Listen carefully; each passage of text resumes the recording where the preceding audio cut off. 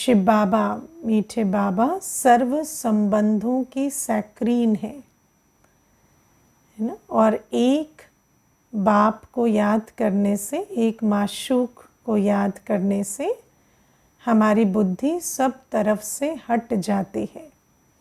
आप चाहते हो आपकी बुद्धि सब तरफ से हट जाए? हाँ? बुद्धि हटना क्या होता है? सबको छोड़ देना सबको छोड़ना नहीं होता, लेकिन ये जो बुद्धि है जब फंसी रहती है संबंधों में तो क्या होता है, सारे दिन आकर्षण विकर्षण का खेल चलता रहता है। कोई अच्छा लगता है उसमें अटकते हैं, कोई बुरा लगता है वो हमें खटकते हैं, ठीक है ना। तो सारे दिन ये चलता रहता है और इस कारण क्या होता है, जितने भी हम अंदर की अस्थिरता और जो भी ऊपर नीचे की भावनाएं अंदर आती हैं वो इसी कारण से आती हैं। आज रिसर्च कहती है कि स्ट्रेस का मेजर कारण लाइफ में रिलेशनशिप्स हैं, संबंध हैं।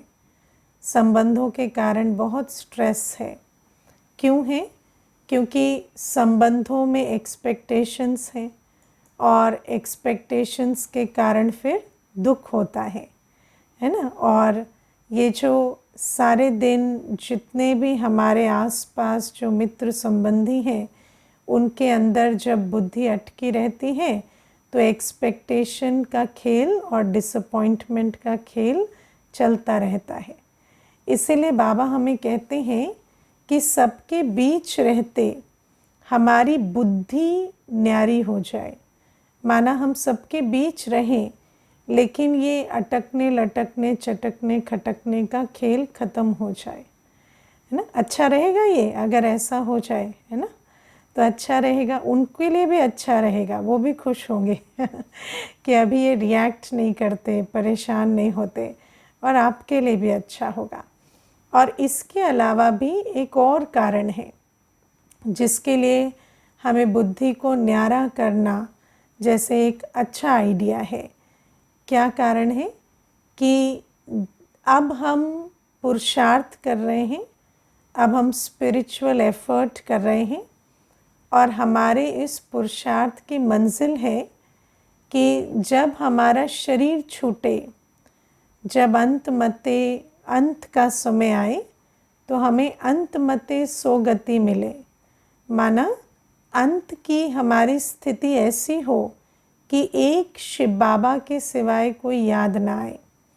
और अगर हमारी स्थिति ऐसी होगी अंत में तो फिर हम देवता कुल में ऊंच पद में जाएंगे, है ना। तो बाबा हमें कहते हैं कि ये भी एक मंजिल है। अब क्या है, सारे दिन अगर देह के संबंध याद रहते हैं तो फिर अंत के समय भी वही याद आएगा जिनको बहुत काल से याद किया है। और जब वो याद आएंगे तो फिर अंतमते सोगति भी वैसी ही होगी, है ना। और ज़्यादातर हमें किसकी याद रहती है? जो दुख देने वाले हैं। पक्की बात है, जो सुख देते हैं उनको तो हम याद भी नहीं करते जो दुख देते हैं उनको याद करते हैं।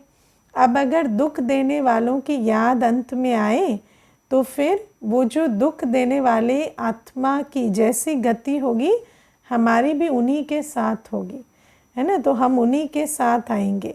तो ये तो अच्छी बात नहीं है ना, हम इतनी मेहनत करें, क्लास करें, योग करें और फिर अंत में उन्हीं के साथ आ जाए, है ना। मुझे एक माता कहती थी कि दीदी इस जन्म में तो जो हो गया सो हो गया, लेकिन मुझे इस जन्म का एक भी कैरेक्टर आगे नहीं चाहिए कहती थी इसमें इस जन्म का एक भी पार्टधारी मुझे अपने साथ आगे नहीं चाहिए तो मुझे जो भी करना होगा मैं करूँगी।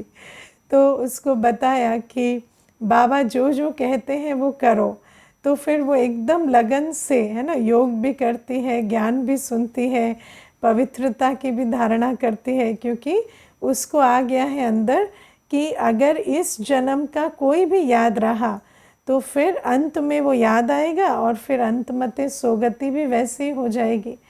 तो बाबा हमें कहते हैं कि हम बच्चे जो बाबा को पहचानते हैं, जो अभी समझते हैं कि हम ऐसी दुनिया में जा सकते हैं जहाँ दुख का नाम निशान नहीं है। और मान लीजिए कोई हमें अच्छा भी लगता है इस जन्म में, किसी के साथ हमारा मोह भी है, लेकिन वो आत्मा पुरुषार्थी नहीं है, तो अगर वो मेहनत नहीं कर रहे तो उनकी तो देवताई जन्म के चांस नहीं है, तो हम अपना चांस उनके लिए क्यों खराब करें, है ना। तो बाबा इसीलिए हमें कहते हैं कि सब तरफ से बुद्धि निकल जाए, ये बहुत अच्छा आइडिया है। लेकिन सब तरफ से बुद्धि निकलेगी कैसे? जब हम हर संबंध का रस बाबा से लेंगे। अब हमारा जो दूसरा प्रश्न आता है वो ये कि हम जो देहधारी संबंध हैं उनको इतना याद करते क्यों हैं, या हमारी बुद्धि उनमें क्यों फंसी होती है। तो हमारी बुद्धि इसलिए फंसी होती है क्योंकि हमारी एक्सपेक्टेशन है उनसे, है ना। हम आत्मा खाली है, हम आत्मा 7 गुणों से बने हैं, ज्ञान, पवित्रता, शांति, प्रेम, सुख, आनंद और शक्ति। और हमें कहीं ना कहीं ये भ्रम हो गया है कि वस्तु, व्यक्ति और वैभव से हमें 7 गुण मिलेंगे और आत्मा की दिल भरपूर होगी, है ना। ये एक भ्रम है जो हमारे अंदर डाल दिया गया है।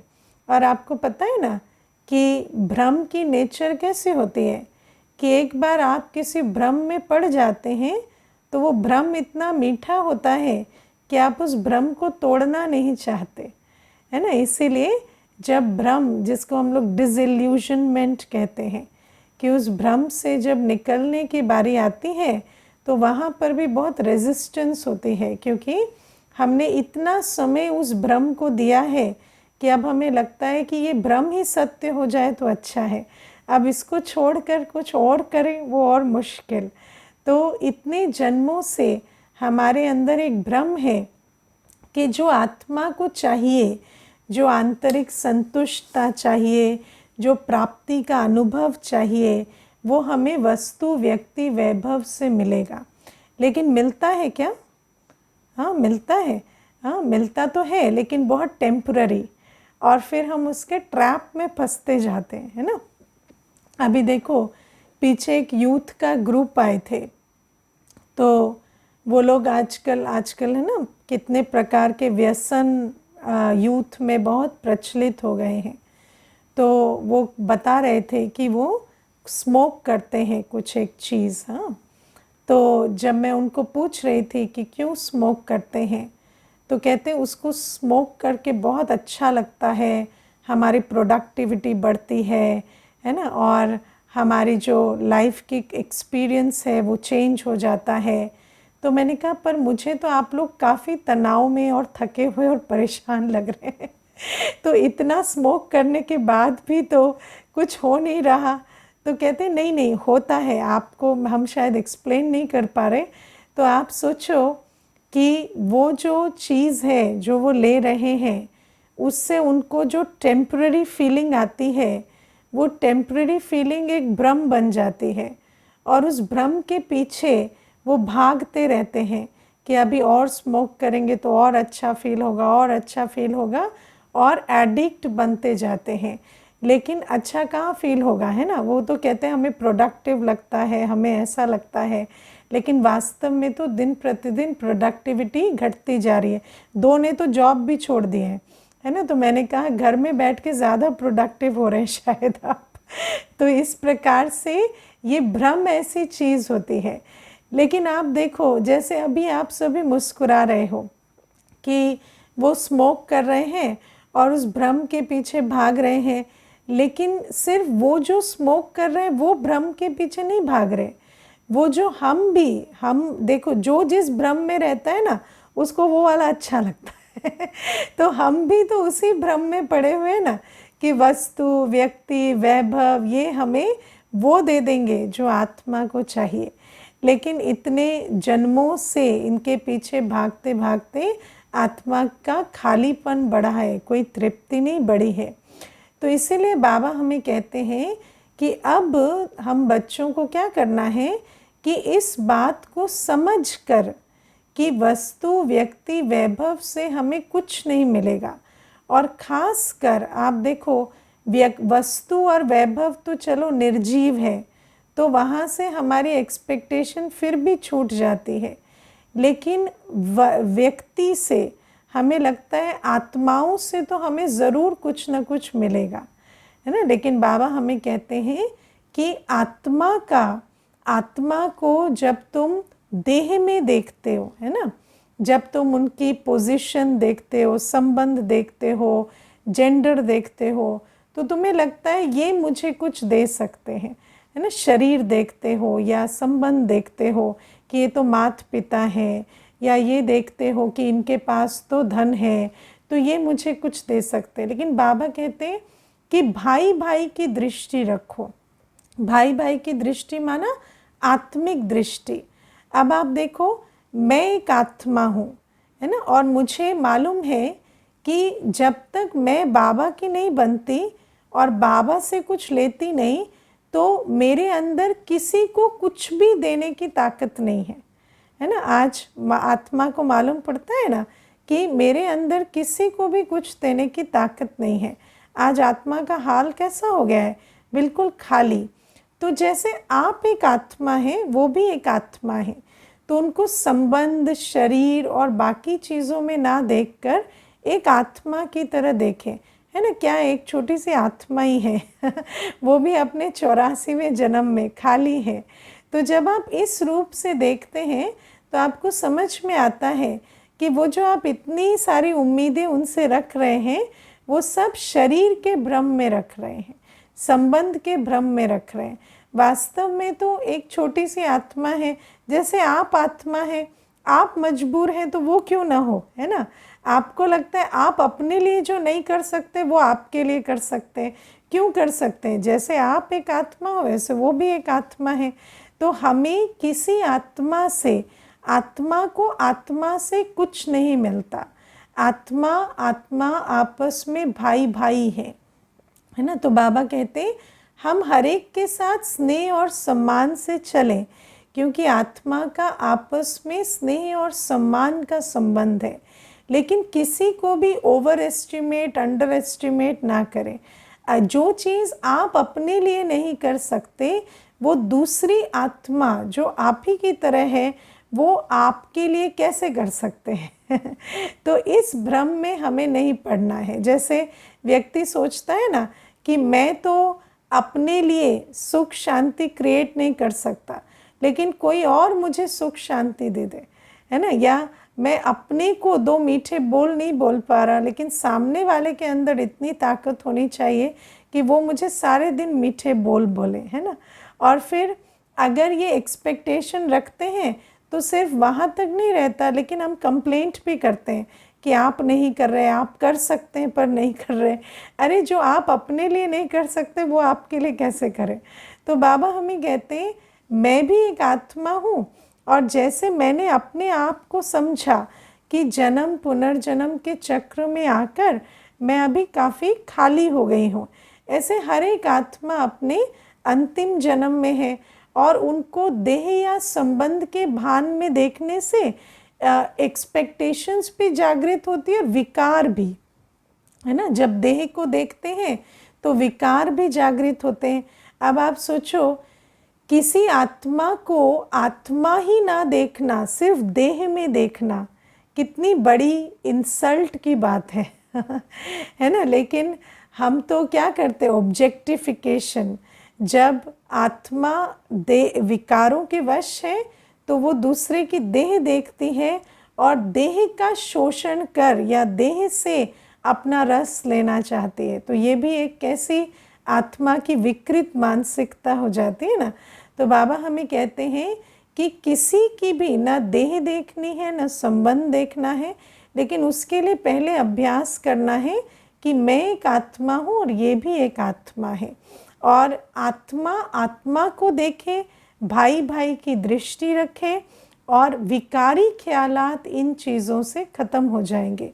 क्योंकि आत्मा की देह को देखकर और आत्मा को डिसमिस कर देना और सिर्फ देह को देखना, ये तो बहुत बड़ी इंसल्ट है ना। तो ये चीज़ है। अब बाबा हमें कहते हैं कि जब हम ये समझ जाते हैं कि आत्मा को आत्मा से कुछ नहीं मिलता, तब हम एक बाबा की तरफ देखते हैं और बाबा हमें कहते हैं कि मैं तुम्हारा सर्व संबंधी हूँ। तुम आत्मा को जो सर्व संबंधों से चाहिए, आज आप देखो 63 जन्मों से जो भी कुछ हम हर एक संबंध में ढूंढते आए हैं, है ना, 63 जन्मों से हम संबंधों में जो ढूंढते आए हैं, वो वास्तव में क्यों ढूंढ रहे हैं? क्योंकि वो जो हम आज खोज रहे हैं देहधारियों के संबंध से, वो हमें बाबा के संबंध में मिला था पिछले संगम युग, है ना। तो इस संबंध की स्मृति के आधार से हम आज भी ढूंढ रहे हैं। अभी तक मिला नहीं, 63 जन्म हो गए, लेकिन अभी भी हमें लगता है कि शायद कहीं मिलेगा, क्योंकि बाबा से जो मिला था वो हम आज हर संबंध में ढूंढ रहे हैं। आप सोचो, हम लोग बात करते हैं आइडियल पेरेंट, है ना, आइडियल फादर, जो बेस्ट फादर, बेस्ट मदर, है ना, बेस्ट टीचर। अभी आप देखो 63 जन्मों में ऐसे फादर टीचर मिले नहीं हैं है ना। मनुष्य कहता है पिता को ऐसा होना चाहिए। कौन सा पिता आपने ऐसा देखा है? आपका पिता ऐसा नहीं, आपके पिता का पिता ऐसा नहीं जो आपकी एक्सपेक्टेशन है वैसा पिता तो आपने देखा ही नहीं, ना हिस्ट्री में देखा, ना कहीं देखा। लेकिन वो जो पिता की से एक्सपेक्टेशन है हमारी, वो कहाँ से आती है? क्योंकि पिछले संगम युग शिव बाबा जो परम पिता है, उनके साथ जो हमने उस संबंध के रस का अनुभव किया है, या परम पिता शिव बाबा हमारे लिए जिस प्रकार का पैतृक, है ना, संबंध निभाते हैं, उसकी यादगार में हम आज तक ऐसा पिता ढूंढते रहते हैं। तो बाबा हमें कहते हैं, मैं हूँ वो माता पिता बंधु सखा स्वामी शिक्षक साजन सतगुरु, जिसको तुम आत्माओं में ढूंढ रहे हो और जो तुम्हें मिलता नहीं, क्योंकि वो तो आत्माएं हैं, वो तो तुम्हें वो नहीं दे सकते जो तुम ढूंढ रहे हो। और मैं हूँ, देखो भक्ति में भी हम गाते थे ना, तुम माता पिता बंधु सखा स्वामी शिक्षक साजन सतगुरु हो, गाते थे, लेकिन अनुभव नहीं कर सकते थे। भक्ति में कभी अनुभव नहीं हुआ। क्यों नहीं हुआ? क्योंकि उस समय बाबा, शिव बाबा हमारे साथ प्रैक्टिकल संबंध में थे नहीं। लेकिन अब बाबा हमारे साथ सम्मुख आकर प्रैक्टिकल में बाप, टीचर, सतगुरु, माता, बंधु, सखा, साजन, सर्जन और बच्चे का संबंध निभा रहे हैं। ठीक है, लेकिन निभाते हुए भी आपको उसको याद करना पड़ेगा, है ना। क्योंकि आज आप देखो हमारे अंदर एक बहुत बढ़िया संस्कार है। कौन सा संस्कार? टेकन फॉर ग्रांटेड, है ना। Taken for granted, taken for granted क्या होता है कि जैसे आज माता पिता से, लौकिक माता पिता के यहाँ पर भोजन करके, है ना, जीवन जी कर, उनसे सारी पालना लेकर 30 वर्ष के बाद बच्चा पूछ लेता है ना, आपने मेरे लिए किया ही क्या है आपने मेरे लिए किया ही क्या है? क्यों पूछ लेता है? क्योंकि आत्मा के अंदर ये बहुत बढ़िया संस्कार है कि जो कर रहा है वो हमें दिखता नहीं है, है ना। उसको भी हमें कोई याद दिलाता है, या हम बैठकर सोचते हैं, विचारते हैं, अवेयरनेस में आते हैं, तो हमें उसका अनुभव होता है कि सचमुच माता पिता ने कितना किया है। देखो मैं आपको इसमें एक अनुभव बताती हूँ।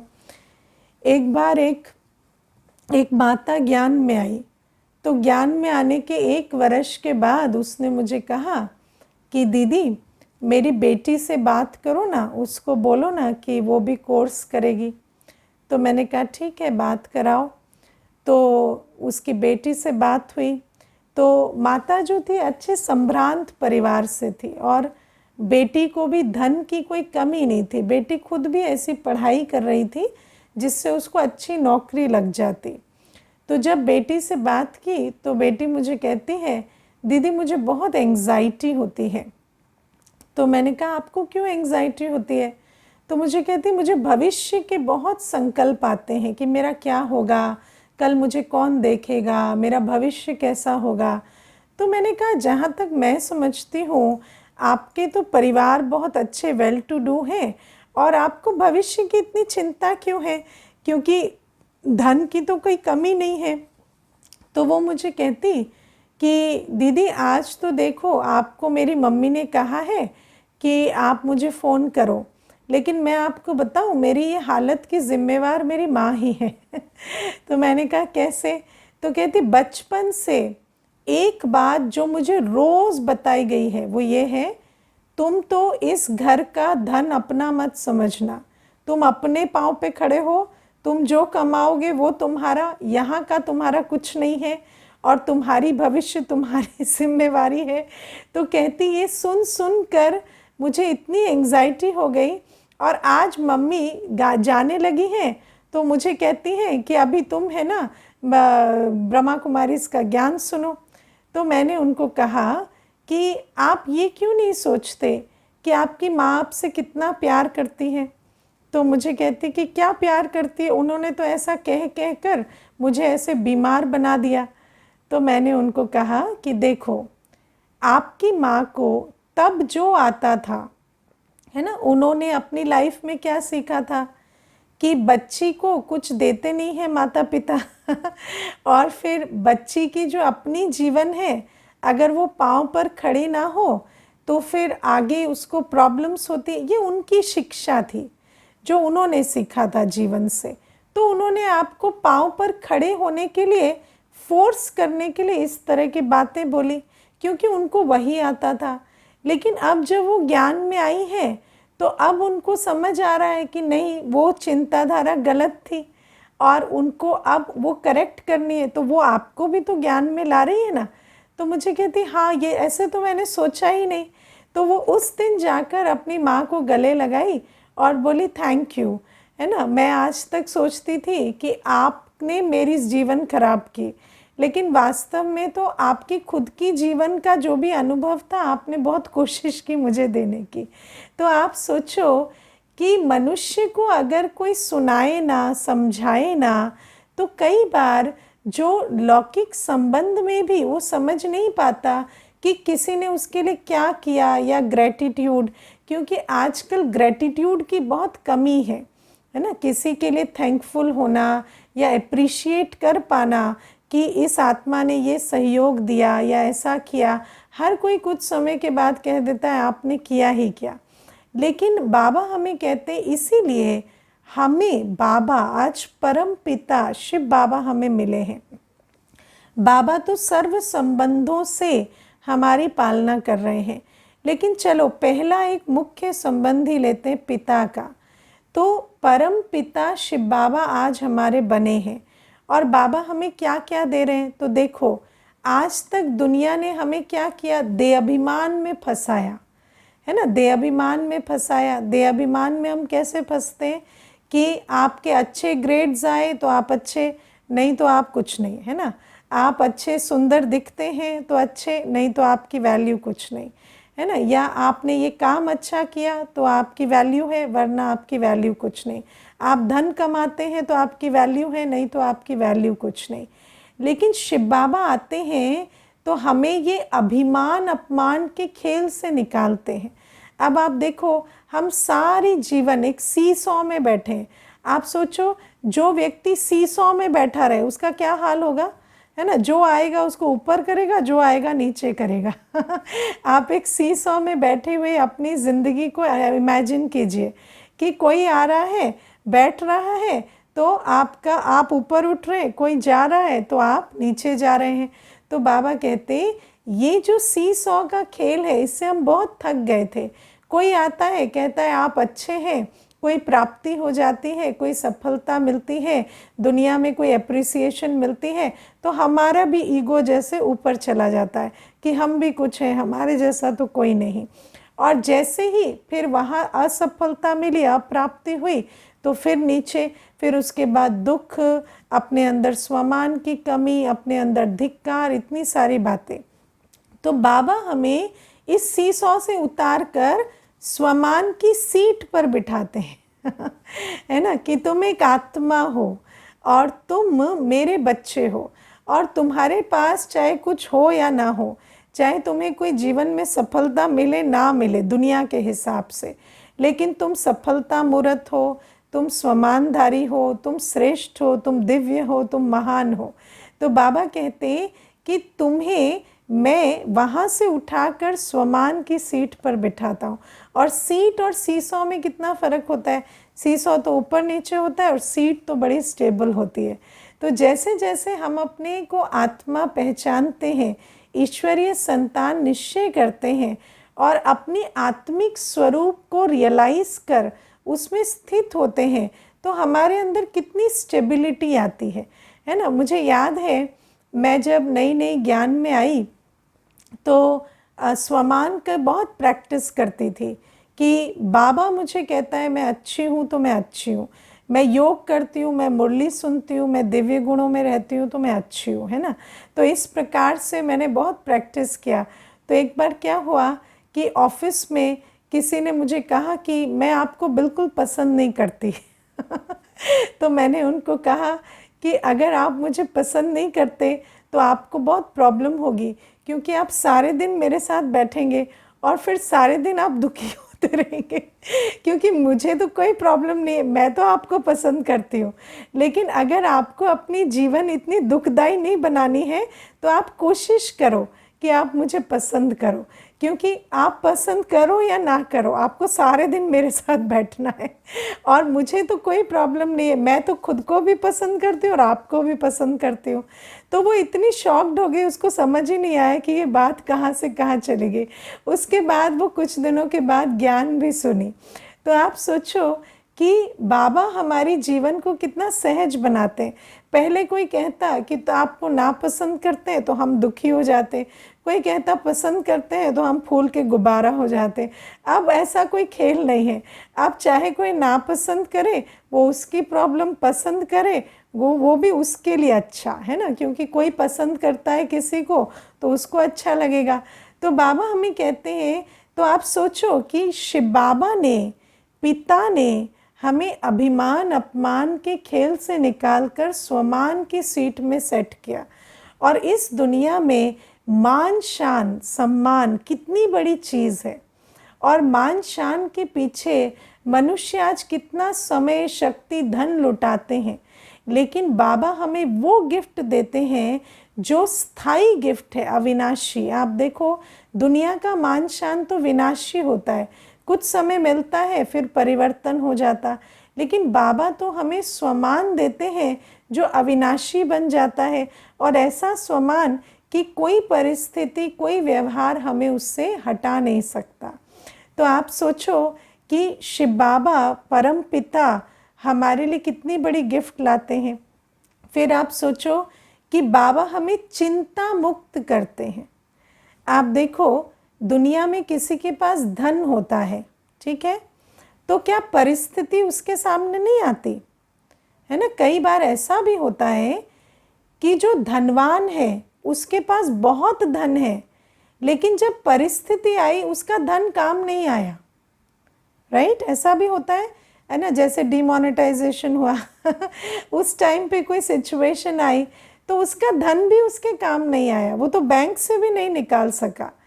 लेकिन वो जो आत्मा है धन के कारण चिंता मुक्त रही, है ना। जिसके पास धन होता है, धन काम आए या ना आए, लेकिन उसको धन की चिंता नहीं होती। ऐसे ही बाबा हमें सब चीज़ों के लिए निश्चिंत बना देते हैं। बाबा कहते हैं कि परिस्थिति का सामना तो हर एक को करना पड़ता है, लेकिन भावी परिस्थिति की जो चिंता है या परिस्थिति आने से पहले जो हम दुख भोगते हैं, उस दुख से बाबा हमें मुक्त कर देते हैं, उस चिंता से बाबा हमें मुक्त कर देते हैं, क्योंकि बाबा हमें निश्चिंत बना देते कि चाहे कुछ भी हो जाए मैं और मेरा बाबा मिलकर उसे सॉल्व कर लेंगे। आप में से किस किस को ये धैर्य आ गया है कि कोई भी बात आ जाए, है ना अब मैं और मेरा बाबा मिलके उसे पार कर लेंगे, है ना। बात चाहे कैसी भी हो, अब बात क्या है, कैसी आएगी, वो हम नहीं सोचते। हम तो सुबह उठते हैं, बाबा को याद करते हैं, साथ रखते हैं, और एक निश्चय इतना पक्का हो गया है कि बाबा के साथ हैं तो कोई भी परिस्थिति आएगी तो ऐसी इतनी बड़ी नहीं है कि मैं और मेरा बाबा मिलकर उसे पार ना कर सके। तो बाबा की सबसे बड़ी गिफ्ट है निश्चिंतता, जो बाबा हमें कहते हैं जिसको बाप पर निश्चय है वो निश्चिंत बन जाते हैं, है ना। और फिर देखो बाबा हमें सर्व गुण, जो आत्मा 63 जन्मों से इतना भटकती रही, ढूंढती रही, चाहे वो ज्ञान है, प्यार है, शक्ति है, प्योरिटी है, बाबा हमें वो सब कुछ वर्षे में देते हैं, है ना। बाबा हमें रोज़ क्या कहते हैं, मीठे बच्चे। ऐसे मीठे बोल कभी किसी ने बोले थे? रोज़ मीठे बच्चे, है ना। इतने मीठे तो हम हैं नहीं जितना बाबा हमें बोलते। तो बाबा हमें रोज़ मीठे बच्चे कहते, इतना प्यार हम पर लुटाते, है ना। बाबा की मुरली सुनते, बाबा की याद में बाबा हमारी झोली शांति से, प्रेम से, शक्ति से, सब से भरते जाते हैं। तो मनुष्य आत्मा जिस प्रेम के लिए, जिस शांति शक्ति के लिए सारे संसार में इतने संबंधों में भटकती रही, आज एक सोच की दूरी पर वो शांति, प्रेम, सुख का, शक्ति का सागर हमारे लिए प्रस्तुत रहता है। और आप एक संकल्प के स्विच से जैसे ही बाबा के सामने बैठते हैं तो बाबा अपने सर्व गुणों से, शक्तियों से हमारी झोली भरने लगते हैं, है ना। तो बाबा हमें कहते हैं कि परम पिता के संबंध से बाबा हमें निश्चिंत बनाते हैं, स्वमान देते हैं, सर्वगुण सर्व शक्तियों का वर्षा देते हैं। और बाबा हमें भविष्य के प्रति भी, कि 63 जन्मों के लिए भी तुम्हारी झोली कभी खाली नहीं होगी, इसका भी जैसे हमें पूरी गारंटी देते हैं, है ना। तो बाबा हमें ये कहते हैं। आप देखो, हम दुनिया में कहते हैं कि कोई ऐसा मिले जो इतना पावरफुल हो, जो किसी भी परिस्थिति में उसके आधार से हमारे अंदर कॉन्फिडेंस की कमी ना आए, है ना। बड़ा बाप ढूंढते हैं सभी तो बाबा तो बड़े थे बड़ा है, और बड़े थे बड़े बाप के हम बच्चे कभी भी किसी बात में उलझन में या भय में या चिंता में नहीं आते। तो बाबा हमें कहते हैं, लेकिन हमें बैठकर इस बात का विचार करना होता है, क्योंकि देखो बाबा हमें इतना कुछ दे रहे हैं। रोज़ बाबा मुरली में हमें मिलते हैं, अपनी वाणी से भी हमारे को हर पिता का अनुभव कराते हैं। वाणी भी किसकी है? परम पिता की, परम शिक्षक की वाणी। तो मुरली में परम पिता हमें सारे गुणों की, अपनी हर विशेषता की, इस संबंध के रस की अनुभूति कराते हैं। लेकिन कई बार मुरली को सुनते हुए भी हम उतने अनुभव से नहीं सुनते, और फिर बैठकर भी विचार नहीं करते कि हमें कौन मिला है और वो हमें क्या दे रहे हैं। और जब शांति में बैठे, झोली भरें, क्योंकि देखो जैसे किसी का पिता है, प्रोफेसर है ना, कॉलेज में, लेकिन बच्चा बैठे ही ना, तो बच्चा जो है उसी सब्जेक्ट में फेल हो रहा है तो ऐसे ही बाबा हमें कहते हैं, जब तुम मेरे सम्मुख बैठोगे, जब तुम शांति में स्थित होकर याद की यात्रा करोगे, तब तुम्हारी झोली मुझ परम पिता के सारे गिफ्ट से भरपूर होगी। और ऐसे में फिर तुम अनुभव करेंगे वो खुशी, वो नशा जो ईश्वरीय संतान का होना चाहिए। तो बाबा इसीलिए कहते हैं कि सर्व संबंधों के रस का अनुभव। अब आज मैंने एक संबंध आपको बताया, ऐसे करके परम शिक्षक, सतगुरु, माता, बंधु, सखा, साजन, सर्जन, बच्चा, हर संबंध में बाबा से हमें कैसा रस अनुभव हो रहा है, उस पर चिंतन करना, योग में अनुभव करना, और हो सके तो सबमिट करना लिखकर, है ना, ये एक्सरसाइज की तरह करना, तो आपको भी वो रस की अनुभूति होगी। अच्छा, ओम शांति।